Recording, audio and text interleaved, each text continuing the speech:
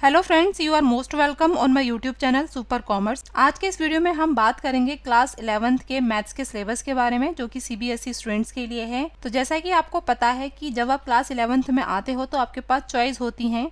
दो maths available होते हैं आपके पास, एक तो नॉर्मल मैथ और एक है अप्लाइड मैथ। इस वीडियो में हम नॉर्मल मैथ के सिलेबस के बारे में बात कर रहे हैं, जो कि है उन स्टूडेंट्स के लिए जो आगे चलकर कोई ऐसा कोर्स या फिर कोई ऐसी स्टडी करना चाहते हैं जिसके लिए मैथ्स कंपलसरी होता है। तो जैसा कि आप अपनी स्क्रीन पर देख रहे हो, आपका जो मैथ्स का एग्जाम है वो 80 नंबर का आएगा और एग्जाम्स की तरह, और 20 नंबर का आपका प्रैक्टिकल होगा। तो जो आपका 80 नंबर का एग्ज़ाम है उससे रिलेटेड जो चैप्टर से जो यूनिट्स गिवन है वो 6 यूनिट्स आपके पास गिवन है, और सबसे ज़्यादा नंबर की जो यूनिट है वो है अलजेब्रा। तो अलजेब्रा में आपके पास ऑलमोस्ट 6 चैप्टर हैं और एक एक चैप्टर आपका 5-5 नंबर का बनता है। फिर जो सेकंड नंबर है वो है सेट्स एंड फंक्शंस, ये आपका 23 नंबर का है। तो ये दो यूनिट अपने आप में ही 53 नंबर की हो जाती हैं। तो अगर आप इन दोनों यूनिट्स को कर लेते हो तो इजीली आपके पासिंग मार्क्स आ जाएंगे, और ये उन स्टूडेंट्स के लिए बहुत ही ज़्यादा इंपॉर्टेंट है जो मैथ्स कवर नहीं कर पाते हैं और मैथ्स में थोड़ा बहुत पढ़कर पास होना चाहते हैं। उसके बाद जैसा कि आप अपनी स्क्रीन पर देख रहे हो, मैथमेटिकल रीजनिंग वाला यूनिट सबसे कम नंबर का है, जो कि 2 नंबर का है।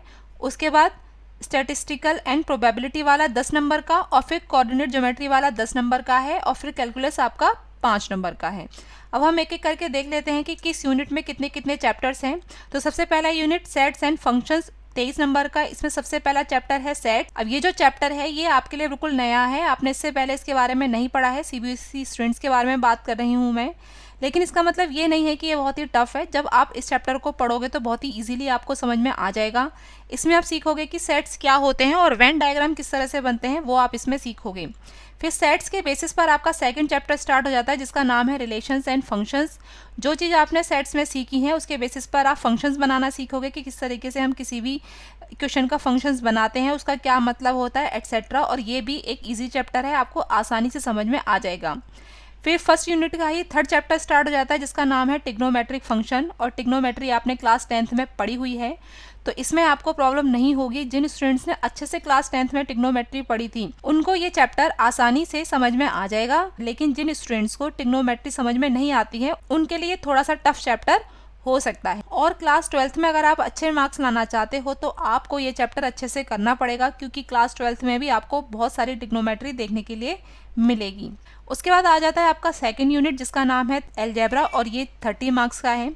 इसमें आपका फर्स्ट चैप्टर है, उसका नाम है प्रिंसिपल ऑफ मैथमेटिकल इंडक्शन। ये छोटा सा चैप्टर है, इजीली आपसे हो जाएगा। फिर आपका सेकंड चैप्टर स्टार्ट हो जाता है, जिसका नाम है complex number and quadratic equation. Quadratic equation आप पहले भी कर चुके हो क्लास 9th और 10th में, और वहाँ पर आपने देखा था कि जब रूट में -1 आता है तो आप इसको छोड़ देते थे। अब उससे आगे का प्रोसेस आप इस चैप्टर में सीखोगे, तो ये चैप्टर भी आप थोड़ी सी मेहनत के बाद आसानी से कर लोगे। फिर जो नेक्स्ट चैप्टर है उसका नाम है लीनियर इनइक्वालिटीज। आपने 10th क्लास तक लीनियर इक्वेशंस आपने पढ़ी होंगी, जिसमें आप इक्वल टू का साइन लगाकर इक्वेशंस को सॉल्व करते थे वेरिएबल्स के साथ, एक्स और वाई के साथ। अब यहाँ पर जो आपके साइंस हैं वो ग्रेटर देन और लेस देन हो जाएंगे, और फिर आप उन इक्वेशंस को कैसे सॉल्व करते हो वो ही सीखेंगे। तो इसमें भी ज़्यादा प्रॉब्लम नहीं आएगी, क्योंकि ये ऑलमोस्ट पहले के जैसे ही प्रोसेस होगा, सिर्फ साइंस का ही आपको थोड़ा बहुत इसमें डिफरेंस देखने के लिए मिलेगा। फिर जो नेक्स्ट चैप्टर है वो है परम्यूटेशन एंड कॉम्बिनेशन। ये चैप्टर आपके लिए बिल्कुल नया है, इससे पहले आपने ऐसा कुछ नहीं पढ़ा। और ये वाला जो चैप्टर है ये सिर्फ आपकी क्लास 11th में ही रहेगा, 12th में ये कंटिन्यू नहीं रहेगा। फिर सिमिलरली बाइनोमियल थ्योरम है, ये भी आपके लिए नई है, तो इसमें आपको स्टार्टिंग में थोड़ी प्रॉब्लम हो सकती है, लेकिन अगर आप कोशिश करोगे तो ये चैप्टर भी आपको आसानी से समझ में आ जाएगा। उसके बाद जो नेक्स्ट चैप्टर है सेकेंड यूनिट का वो है सीक्वेंस एंड सीरीज। आपने 10th में पढ़ी थी अर्थमेटिक प्रोग्रेशन यानी एपी। तो अब यहाँ पर एपी के साथ साथ आपको और तरह की सीरीज भी मिलेंगी, जिसका नाम है जीपी, और साथ ही साथ अर्थमेटिक मीन कैसे निकालते हैं ये भी आप इसमें सीखोगे। तो ये वाला चैप्टर फॉर्मूला के ऊपर बेसिस है, फॉर्मूलाज आपको पुट करने से अच्छे से आ गए तो ये चैप्टर बहुत ही आसान है, आपको प्रॉब्लम नहीं होगी। जैसे आपको एपी वाला चैप्टर लगा था क्लास 10th में, वैसे ही आपको ये चैप्टर मिलेगा, उसके बेसिस पर ही ये वाला चैप्टर है आपका। फिर जो यूनिट 3 में फर्स्ट चैप्टर है उसका नाम है स्ट्रेट लाइंस। तो जैसा कि आपने क्लास 11 में इस तरीके से कुछ पढ़ा था, जिसमें आप अगर एक लाइन ड्रॉ कर देते हो तो उसकी डिस्टेंस किस तरह से निकालते हैं, मिड पॉइंट कैसे निकालते हैं, ट्राइंगल बनता है तो उसको कैसे निकालते हैं। तो सिमिलरली ऐसा ही कुछ आप यहाँ पर भी पढ़ोगे थोड़े एक्सटेंडेड लेवल पर। यहाँ पर आपको एक नई चीज और जानने के लिए मिलेगी जिसको हम स्लोप बोलते हैं। तो स्लोप ऑफ द लाइन किस तरह से निकालते हैं, स्लोप इंटरसेप्ट फॉर्म क्या होते हैं, 2 पॉइंट फॉर्म क्या होते हैं। तो ये सारी चीज़ें आपको इसमें जानने के लिए मिलेगी।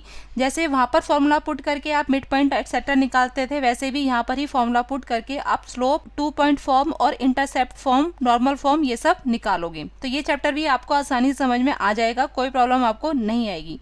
उसके बाद स्टार्ट हो जाता है आपका कॉनिक सेक्शन वाला चैप्टर। इस चैप्टर में आप किसी कोन के डिफरेंट सेक्शंस क्या होते हैं, जैसे इसकी सर्कल क्या है, एलिप्स क्या है, पैराबोला क्या होता है, हाइपरबोला क्या होता है, एटसेट्रा सीखोगे। और साथ ही साथ इनकी इक्वेशंस किस तरह से फाइंड आउट करते हैं, अगर कुछ वैल्यूज, कुछ इन्फॉर्मेशन आपको दी हो तो ये सब इसमें सीखोगे। ये भी फॉर्मूलाज के बेसिस पर पूरा चैप्टर है और आपको आसानी से समझ में आ जाएगा। फिर जो नेक्स्ट चैप्टर है उसका नाम है इंट्रोडक्शन टू 3 डायमेंशनल ज्योमेट्री। और ये वाला चैप्टर भी आपके क्लास 10 से रिलेटेड है, जहां आपने क्लास 10 में आपने 2 पॉइंट्स के बीच में डिस्टेंस निकालना सीखा था, जिसमें x और y वेरिएबल्स ये थे। यहाँ पर अब आपको एक वेरिएबल एक्स्ट्रा मिल जाएगा जिसका नाम है z। तो x, y और z 3 वेरिएबल से मिलकर 3 पॉइंट्स के बीच में क्या डिस्टेंस होता है, किस तरह से फाइंड आउट करते हैं, वो आप निकालोगे।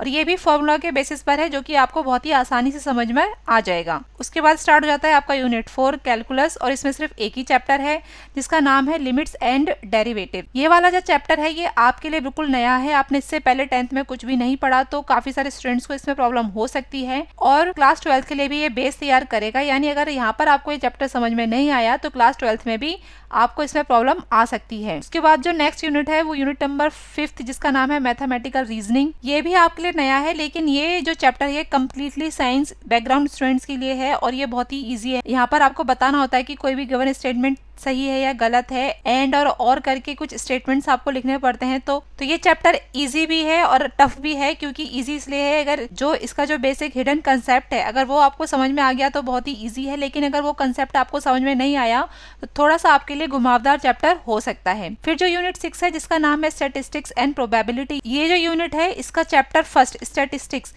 ये आपको इकोनॉमिक्स में भी मिलेगा। यानी अगर आप कॉमर्स बैकग्राउंड से हो या फिर आर्ट बैकग्राउंड से हो और अगर आपके पास इकोनॉमिक्स है तो आपको ये चैप्टर बहुत ही आसानी से समझ में आ जाएगा और कॉमन पॉइंट्स आपको इसमें मिल जाएंगे, जिसमें आप मीन, मीडियन, मोड ये सब पढ़ोगे, जो कि आप ऑलरेडी क्लास 10th में भी थोड़ा बहुत सीख चुके हो।